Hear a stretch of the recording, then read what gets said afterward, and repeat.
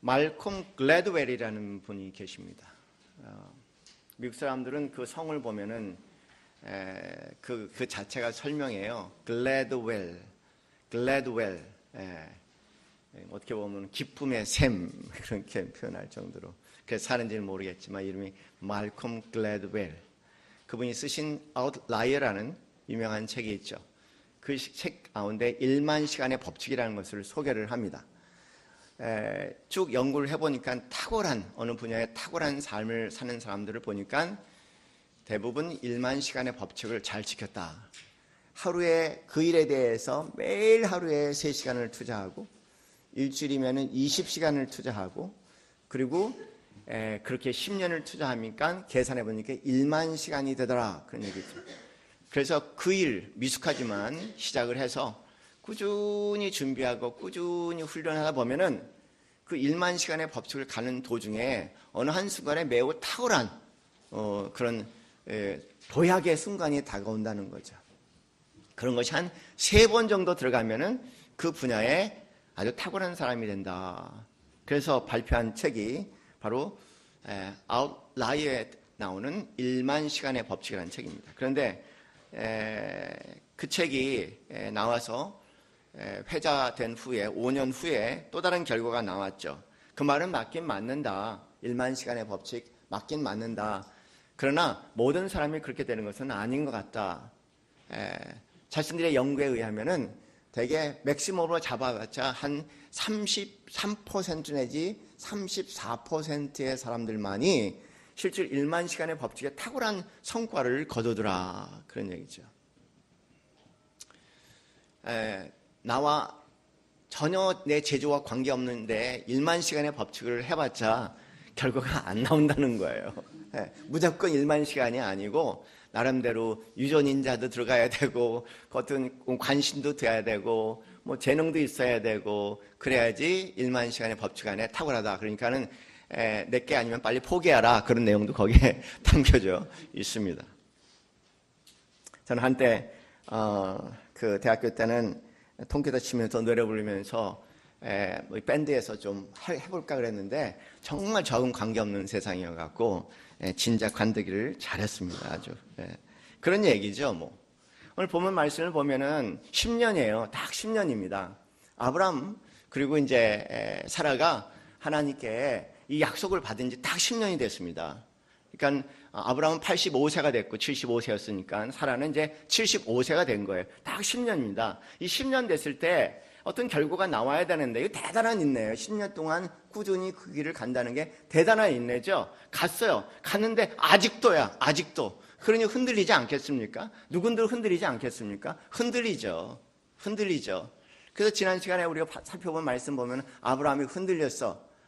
내가 참 충성스러운 내 종을 내 후계자로 삼겠습니다. 그랬더니 하나님께서 아주 딱 나타나셔서 그 얘기하셨잖아. 아니야. 내 몸에서 내 아들이 너의 후계자가 될 거다. 라고 말씀하시면서 그 유명한 횃불 언약식을 거행한 거죠. 그러니까는 동물을 갈라놓고 그 피의 흔적 가운데서 하나님께서 횃불 혼자로 그 길을 지나가시는 유명한 횃불 언약이라고 얘기합니다. 그래서 이제 잠잠한 줄 알았는데, 근데 이제 오늘 본문의 말씀 보면 드디어 그 조용했던 사라가 흔들리기 시작하는 거예요. 집안 구조를 보면은 항상 남자가 먼저 흔들려요. 그 다음에 여자가 흔들리는데 드디어 왔어요. 사라가 흔들렸습니다. 그럴 수 있겠죠. 남자는 언제까지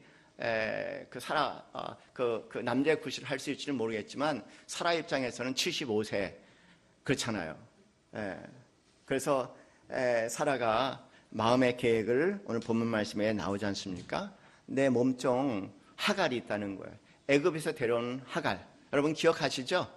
그 창세기 10장 말씀 이렇게 봤을 때 거기에서 이제 그 가나안 땅에 가뭄이 와서 그래서 이제 먹기 위해서 애굽으로 내려갔던 사건, 거기에서 이제 자기 아내를 누이라고 소개했던 사건, 그리고 큰 일이 일어나갖고 하나님께서 기적같이 은혜를 베푸셔서 거기서 나오면서 이제 재물과 그 다음에 노비를 같이 데리고 나온 거예요. 그 중에 한 사람이었죠. 여기가 하갈이라는 사람이. 그래서 애굽에서 온 하갈이라는 이 노비입니다.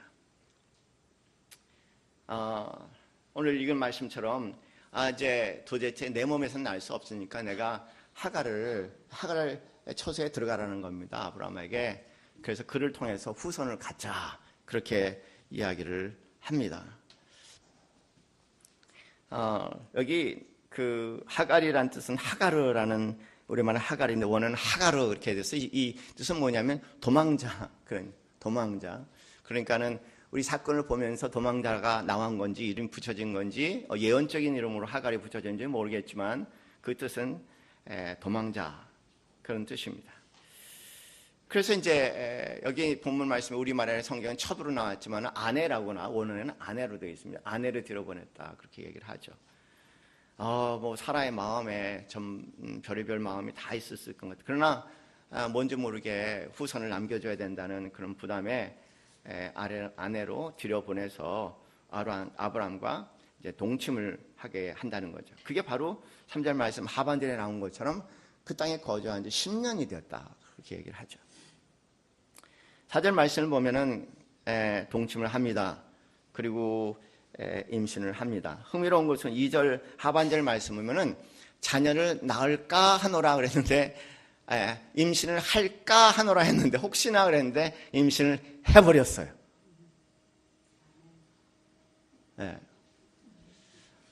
그러면은 사례는 좀 아멘 하신 것처럼 아멘 해야 되잖아요. 그런데 할까 하노라고 임신할까 하노라고 그랬는데 안심이 떡 되니까는 뭔가 마음이 복잡해지는 거예요. 그런 거 있잖아요, 그렇죠? 나는 여자가 안 돼서 뭐 이런 여인의 마음이 뭔지는 모르겠지만 뭐 얼추 생각해 보면 완전히 복잡했을 것 같아. 그 임신을 했어요. 그런데 오늘 본문 말씀에 의하면은 그 하갈이 옛날 같지가 않은 거예요. 임신하기 전까지 몰랐는데 임신하고 난 다음에 뭔가 자세가 좀 흐트러지는 거야. 야, 이것 좀 해라. 그렇게 했을 때는 네, 그렇게 했던 것이 이게 이제 뭔가 마음에 신경의 변화가 일어나는 겁니다. 예측할 수 있겠죠. 그렇죠? 신경의 변화가 일어나서 옛날처럼 그렇게 꼬박꼬박 대하지 않는 거예요. 근데 본문의 말씀을 좀 더 정확히 해석하면요. 하갈이 사라를 멸시했다는 것이 아니라 멸시하는 것처럼 보였다고 기록이 되어 있어요. 정확하게. 그러니까는 뭐냐면 이 사라의 마음에 뭐였냐면은 물론 하갈이 멸시할 수도 있겠지만 마음의 신경의 변화가 일어나서 임신하고 난 후에 그렇지만 사라의 입장에서 가만히 볼 때 뭔가 제가 나를 우습게 여기는 것 같다는 생각이 드는 거예요. 이걸 우리가 뭐라 하면 자격지심이라고 얘기해. 이 자격지심 있는 사람하고 살아가는 건 되게 힘들어요. 그냥 별 뜻 없이 그랬는데, 별 뜻 없이 그랬는데, 제 기억에, 어느 지역에, 제 친구 목사가 그런 얘기를 하더라고요. 굉장히 힘든 지역인데, 장로님 되게 잘 사신대요. 근데 이렇게 이제,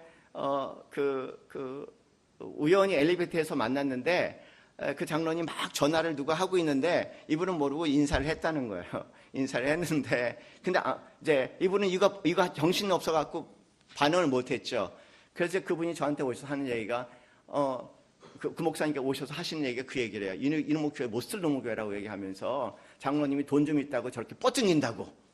그래서 제가 장로님 불러고 그럴 수가 있어요. 그랬더니 그분이 하시는 얘기가 저는 그분이 계신지도 몰랐는데 그런 얘기예요. 그러니까는 뭐냐면 여기에 정신이 급한 일이 있었나 보죠. 그래서 상대가 인사를 못 받은 거예요. 근데 상대는 인사를 못 받은 걸 갖고 나를 무시했다. 좀 있다고 지가 나를 무시하는구나. 이제 그런 거예요. 그래서 이 자격심이라는 게 굉장히 힘들고 자격지심 많은 아내하고 남편하고 살아가는 게 되게 힘들어요. 불필요한 오해, 끊임없는 불필요한 갈등들을 일으키니까.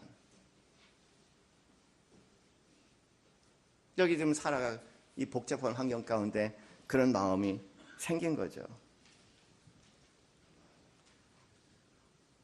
근데 더 흥미로운 것은요, 이 상황에 대해서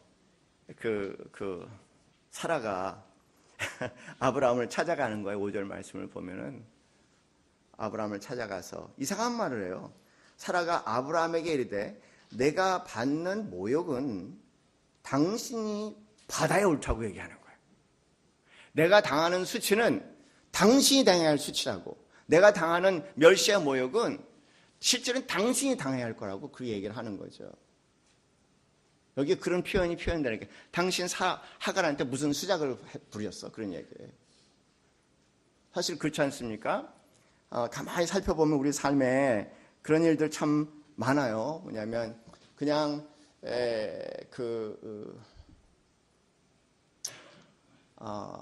이웃에게 아내가 존경을 받으려면은 남편이 아내를 존경을 해야죠. 거꾸로 이웃에게 남편이 존경을 받으려면은 아내가 남편을 존경을 해야죠. 아이들에게 남편이 존경을 받으려면은 그러면은 아내가 남편을 존경해야 되고 그 반대도 마찬가지예요. 그 매우 중요한 원칙인 것 같아요. 왜 주위 사람들이 우리 아이들을 또는 우리 배우자를 우리 가족을 이렇게 웃기게 대하나 마구 대하나 라고 생각한다면 사실 내가 가족 구조 안에 누군가가 아마 마구 대하고 있을지도 모르겠어요. 지금 이 하갈이 나를 우습게 보는 것은 당신이 나에 대해서 뭔가 잘못한 거다 이거예요. 내가 당한 모욕은 사실 당신이 당해야 할 모욕이라. 이 얘기를 했더니 아브라함이 뭔가 마음에 그러면서 뭐라냐면 아주 무서운 말이 했죠. 당신과 나 사이에 뭐가 진실인지는 하나님이 판단하실 거다. 이 말에 가슴이 덜컹한 것 같아요. 아브라함. 무서운 말이거든요. 그거 뭐 약해지도 않아. 그냥 당신과 하나님과 당신 사이에 나와 당신 하나님 판단하시리다. 그렇게 얘기를 했더니 아브라함이 마음이 뜨끔했는지 6절 말씀에 확 뒤로 물러나는 표현이 나오지 않습니까? 아브라함이 사라에게 이르되 맞는 말이에요. 당신의 여종, 자기 종이 아니죠. 당신의 여종이라고 얘기합니다. 그러니 당신의 수중에 있으니까 당신이 좋은 대로 하세요. 이렇게 뒤로 물러났습니다. 그랬더니 사라가 하갈을 학대하였다. 그리고 하갈은 그 학대를 견디지 못해서 사라 앞에서 도망을 갔다. 이렇게 지금 기록을 하고 있습니다. 그 도망가던 길 가운데 어디로 가겠습니까? 여러분 도망가면 어디로 가겠어요? 뻔하지 않습니까? 친정으로 도망가겠죠. 어디로 가겠습니까? 자기가 왔던 애굽 땅으로 돌아가는 겁니다. 이 술은 애굽의 한 도시거든요. 술에서 온 하갈인가 봐요. 그래서 이제 급히 도망와서 애굽 땅에 술 쪽으로 가던 중에 한 샘 우물이죠. 한 샘에 거하게 되는데 그때 하나님의 천사가 나타나서 10절 이하 약속의 말씀을 합니다. 뭐라고 얘기하냐면 하갈에게 네가 지금 임신을 했는데 아들이다! 이렇게 얘기한 거예요. 딸이 임신했다고 땡은 아니지 않습니까? 딸이면 아무것도 아니야. 딸일 수도 있고 아들일 수도 있는데 아들이다. 그렇게 얘기하는 겁니다. 아들을 낳게 하겠다는 겁니다. 두 번째, 뭘 약속하셨냐면 그 아들이 평범한 아들이 아니라 그 아들을 통해서 많은 자손들이 다시 말해서 세력이 형성될 거다. 그렇게 약속을 하신 거예요. 더 흥미로운 것은 여기 등장하는 그 이름을 이스마엘이라 하겠다. 그렇게 얘기하죠. 이스마엘. 여러분 이스마엘은 참 좋은 이름입니다. 여러분 기억하셨으면 좋겠어요. 이스마엘이라니 참 좋은 이름이에요. 성경에 이렇게 보시다가 어느 이름이 등장하거든요. 이름이 등장하는데 그 이름 가운데 엘이란 단어가 포함되어 있으면 엘은 하나님이야. 그러니까 이스마엘 할 때 엘이 하나님이 지금 들어가 있는 단어예요. 그 이름이. 그다음에 이 스마엘에서 스마라는 말은 정확히 발음을 하면 이 쉐마엘이라는 단어입니다. 쉐마가 스마가 됐어요. 여러분 쉐마라는 단어 들어보셨죠? 쉐마는 뭐냐면 하나님의 말씀을 경청해서 들을 때 듣는다는 단어가 쉐마라는 단어예요.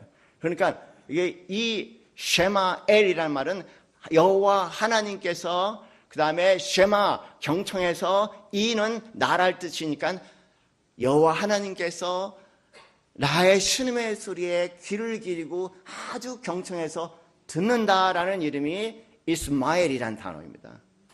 그래서 때로는 그런 얘기, 이스마엘 하나님 그렇게 얘기하면 나의 신음의 소리, 나의 고통의 소리, 참한 말로 표현할 수 있는 내 신경의 큰 덩어리 소리 하나님이 들으시는 하나님이셔 라고 부르신 것이 이스마엘이라는 뜻이에요.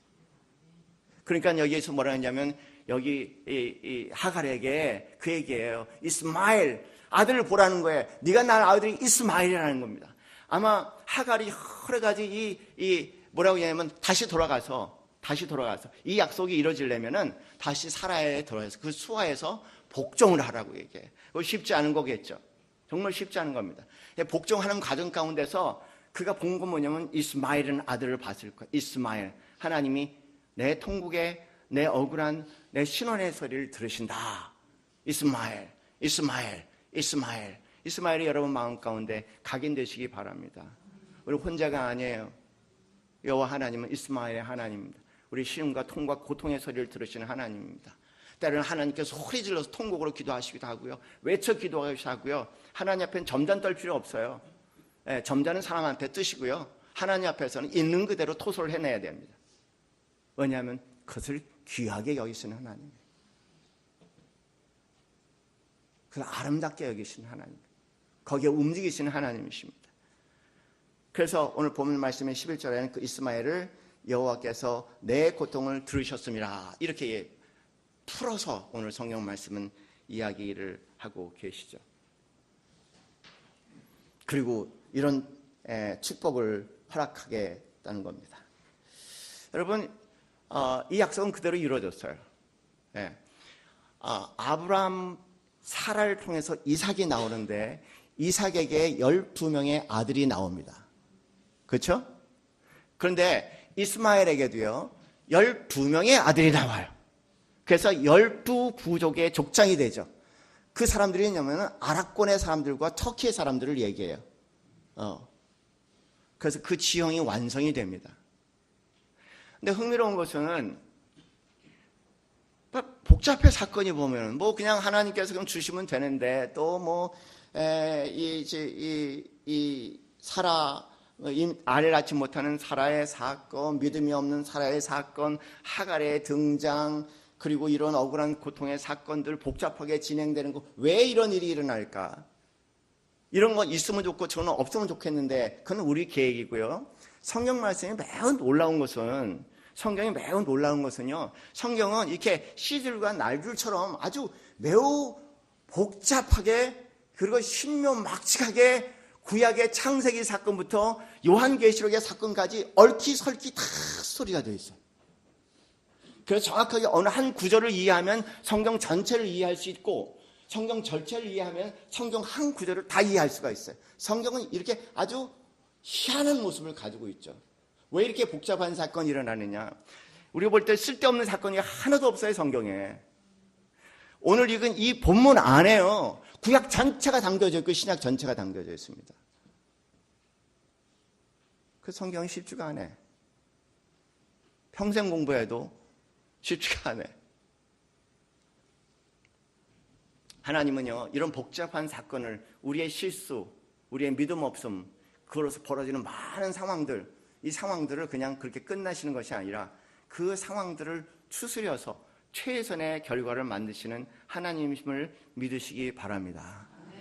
때로는요, 내가 믿음 좋을 때 또는 내가 믿음 좋지 않을 때 이런저런 일어나서 복잡할 때마다 여러분 꼭 이 사건을 기억하셨으면 좋겠어요. 하나님은 하나님을 사랑하는 자, 그 뜻대로 부르시는 자의 모든 것이 합력해서 뭐를 이룬다고요? 선을 이루시는 하나님. 이게 성경 전체의 주제입니다. 그래서 내가 때로는 잘못할 수 있어, 큰 실수할 수 있어, 젊었을 때. 큰 비밀을 가질 수 있어. 그걸로 인해 여러 가지 어려운 일들이 일어났다고 얘기합시다. 절망하지 마세요. 하나님은 그렇게 우리의 부족함과 우리의 한계와 우리의 연약함 가운데 우리의 후회, 실패 모든 것들 하나님께서 다 들어 사용해서 복잡하게 얽히설키해서 하나님의 완벽한 그분의 계획을 이루신다는 걸 꼭 기억하고요. 어떤 상황 가운데서도 부끄러워하지 말고 수치스러워하지 말고 어제에 연연하지 말고 오늘을 살고 오늘에 연연하지 말고 내일에 살고 늘 그리스도 십자가의 보혈을 붙잡고 사시는 여러분 되시기 바랍니다. 끌려 살 필요 없어요. 그런 게 끌려 살 필요 없습니다.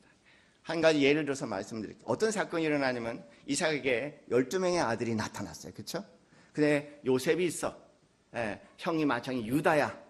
그런데 그 요셉이 좀 그 잘난 체 하다가 형들의 오해를 받아서 얘 없애야겠다는 생각이 든 거죠. 그래서 이제 형들이 그 요셉을 없애기로 했습니다. 그래서 죽이려고 했는데 유다, 마청되는 유다가 그래도 부모의 마음을 아는지 마청이 생각을 바꿨어요. 죽일 필요는 없지 않냐. 아주 팔아버리자. 멀리 보내버리자. 다시 돌아올 수 있는 먼 곳으로 보내버리자. 방법이 뭐냐면은 그 아라콘과 애굽 사이로 왔다 갔다 하는 아라콘의 세계, 다 북쪽에 있는 아라콘의 세계 물건들을 가져다가 애굽에 파는 사람, 애굽의 물건들을 가져다가 또 아라비아에다 파는 사람, 이 대상, 약대 대상이 있어요. 이 약대 대상이 누구의 자손이냐면 이스마엘의 자손입니다. 그래서 여러분 성경 보시면은 이렇게 죽이려고 하다 팔려고 하는데 그 약대 한 무리 오는데 이스마엘 족속이라고 얘기를 해요. 그 사람 가능해. 이스마엘은요 양쪽에 그 피를 가지고 있어.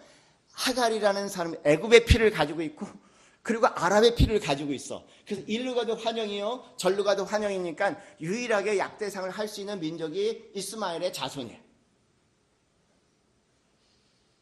그래서 그 요셉을 이스마엘에게 팔고 이스마엘의 자손이 그를 애굽으로 가는 길에 데려가서 그리고 이 미디안은 누구냐면요 아브라함이 120살 때 또 결혼해서 낳은 아들의 이름이 미디안이야. 미디안의 파로. 미디안은 애굽의 장군 보디발을 너무나 잘 알고 있어. 그러니까 보디발에게 또 파로. 그래서 보디발의 수하가 되고 보디발의 수하했다가 결과적으로 애굽에 뭐까지 됐습니까? 총리까지 됐잖아요.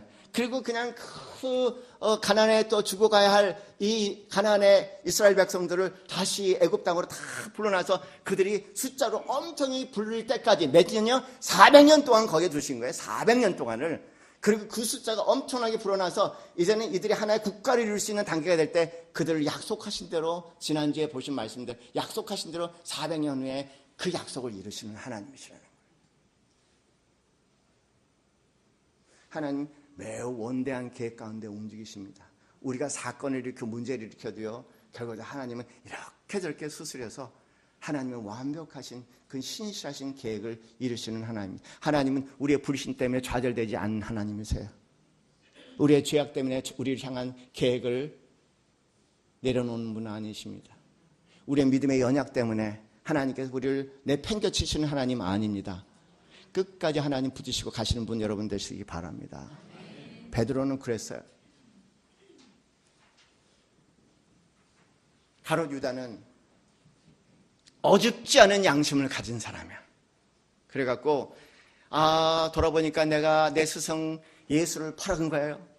양심의 질책을 받는 거예요. 양심의 질책을. 그 양심의 질책을 견딜 수가 없어. 내가 이 차라리 양심의 질책과 이 수치를 감당하라니 차라리 죽겠다고 자살을 한 거죠. 그러나 베드로도 마찬가지야. 베드로도 마찬가지야. 베드로도 스승을 배반했어. 그렇지만 두 사람의 차이는요 이거예요. 자기의 실체를 부인하는 거야. 베드로는 뭐라 그랬냐면요 베드로는 이것을 했을 때 통곡을 하면서 이것이 내 모습이구나 라고 인정을 한 거야. 어쩔 수 없는 인간이구나. 내가 어쩔 수 없는 인간이 이게 내 모습이구나 라고 통감을 한 거예요. 그런데 가롯 유다는 버티는 거예요. 내 양심, 그러면 양심이 뭔지는 모르겠지만 내 양심에 비추어서 없는 양심을 가지고 양심에 비춰서 내 한 짓을 용납할 수 없다고 결과적으로 자기의 목숨을 끊는 사람이 됐다는 얘기입니다. 사랑하는 성도님들, 사시다가 그럴 때가 있어요. 사시다가요 내 밑바닥을 볼 때가 있을 겁니다. 어떻게 보면은 나는 감추고 싶었지만 내 밑바닥이 드러나는 일이 있을 겁니다. 그럴 때마다 사실 그래요. 없는 것이 있는 것은 아니에요. 있었던 것이 드러난 것뿐입니다. 우리는 평생 살면서요 없는 것이 있는 것이 아니라 있는 것이 끊임없이 하나님 앞에 드러날 뿐이에요. 그럴 때마다 우리 고백합시다. 어줍은 양심 갖다 대지 말고 거기에 우리가 찬송할 것은 뭐냐면요 하나님의 인자하심과 그리고 하나님의 영원한 신실하심, 우리 주 예수 그리스도의 보혈, 십자가만 찬양하시는 남서울 예수교회 성도님들 되시길 바랍니다. 우리의 부끄러운 것, 수치, 과거를 들고 우리를 공격하고자 하는 사람들 앞에 나는 당당하게 예수의 노래를 부를 수 있고 예수의 피를 자랑할 수 있는 성도님들 되시기 바랍니다. 아무도 여러분의 과거를 이용하지 않을 수 있는, 사탄마저 이용하지 않고 누구도 그 과거를 이용하지 않는 정말 예수 그리스도의 보혈 안에, 내가 똑똑하게 아니라 예수 그리스도의 보혈 안에 떳떳하게 오늘과 내일을 살아가시는 성도님들 되시기 바랍니다. 후회하지 마세요. 십자가 붙잡으세요. 그러면 됩니다. 그게 전부예요. 그것이 목적입니다. 없었던 게 생긴 건 아니니까요. 있었던 것이 드러난 것 뿐이니까요. 그래서 이스라엘 백성들은요, 이런 놀라운 사건을 통해 우리의 실패, 우리의 믿음 없음, 우리가 번질하게 많은 일들을 일으켜도 하나님은 이렇게 저렇게 선으로 활용하신다. 그래서 시편 117편에 이스라엘 백성들이 늘 즐거이 찬양하는 찬송이 시편의 가장 짧은 시편이에요. 너희 모든 나라들아 여호와를 찬양하며 너희 모든 백성들아 그를 찬송할지어다. 뭐를 찬양하고 뭐를 칭송을 할까? 예, 여러분 요새 보면은 우리 박항서 감독이 이 베트남에서 찬양과 칭송을 다 받는 것 같아요. 베트남 사람 모이면 덕분에 또 한국 사람들, 별 괴팍한 사람들까지도 다 선물 받는 이상한 현상이 거기 좀 벌어지고 있지 않습니까? 막 박항서 찬양하고 칭송은 다르니까, 그렇잖아요? 노래 부르는 거, 노래 부르고 찬양, 칭송은 그 위대함을 얘기하는 박항서. 예, 이스라엘 백성들 그래. 여호와 하나님을 향해서 모든 민족들이여, 그의 백성들이여, 그 여호와를 찬양하고 그 여호와를 칭송합시다. 왜 여호와를 찬양하고 칭송할까? 시편 117편의 2절 말씀 보면 두 가지가 나옵니다. 하나는 우리에게 향하신 여호와의 인자하심, 여호와 헤세드, 인애, 사랑, 자비라고 다 해석할 수 있는 이 인자하심이 크다고 찬양합니다. 그들의 찬양의 이유는 그분의 인자하심, 우리의 위대함이야 그분의 인자하심이 크다고 찬양하는 거예요. 매일매일 그 찬양합시다. 그분의 인자하심, 우리를 향한 말할 수 없는 인자하심, 하늘을 두루마리 삼고 바다를 먹물 삼아도 다 쓸 수 없는 그 하나님의 그 인자하심과 그 자비하심을 늘 가슴에 품으며 그분을 찬양하시며 그분을 칭송하시는 여러분 되시기 바랍니다. 그리고 두 번째는 그 얘기를 해요. 뭐냐면 여호와의 신실하심이 영원함이로다. 에무나 이스라엘 백성들이 헤세드 에무나, 헤세드 인자, 에무나 진실이 있다는 뭐냐면 당신이 하신 약속을 반드시 지키시는 하나님이에요. 그것이 신실입니다. 에무나라는 단어예요. 우리 지난 시간 말씀 보면 횃불, 언약, 그 내용을 여기 그대로 담고 있어요. 여러분의 믿음 없으면 흔들리지 않는 하나님, 당신이 약속하실게 우리가 빈약하고 연약해도 언젠가는 그 약속을 이루신 하나님 바라보면서 다시 일어나고 나날이스럽게 오늘보다는 내일을 살아갈 수 있는 우리 남서울 예수교회 성도님들 되시기를 주님의 이름으로 축원합니다. 우리 함께 찬양하겠습니다. 하나님을 사랑하는 자, 그 뜻대로 부르심을 입은 자 모든 것이 합력해서 선을 이루십니다.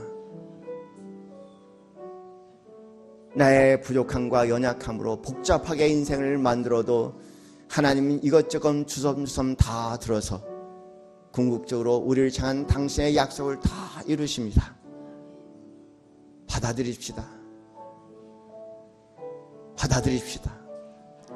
나의 과거, 나의 현재,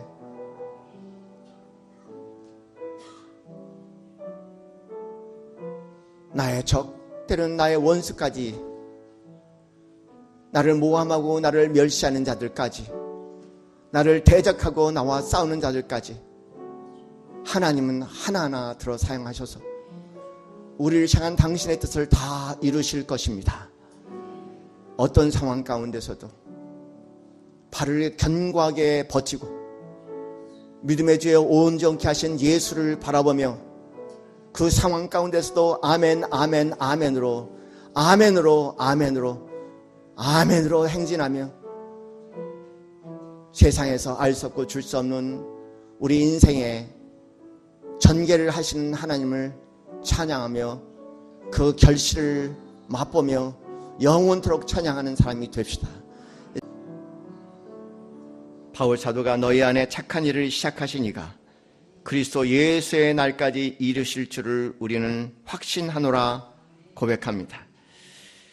우리 안에 시작하신 하나님의 손길이 궁극적으로는 하나님의 손길로 완성시켜 주심을 감사드립니다.